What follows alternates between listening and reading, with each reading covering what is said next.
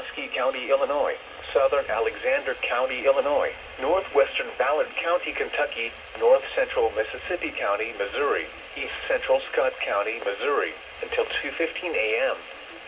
At 1:31 a.m., severe thunderstorms were located along a line extending from Olive Branch to 6 miles west of Horseshoe Lake Conservation Area to Morley, moving east at 30 miles per hour. Expected hazards include 60 miles per hour wind gusts. This is a radar-indicated threat. The following impacts are expected. Expect damage to roofs, siding, and trees. Locations impacted include Carroll, Mounds, Barlow, Mound City, Olive Branch, Horseshoe Lake Conservation Area, Olmsted, and Blodgett.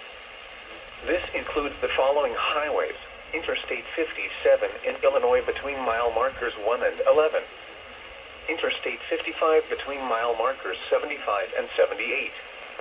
Repeating, a severe thunderstorm warning has been issued until 2:15 a.m. for the following counties: in Missouri, Mississippi, and Scott, and the following counties: in Illinois, Alexander and Pulaski, and Ballard, Kentucky.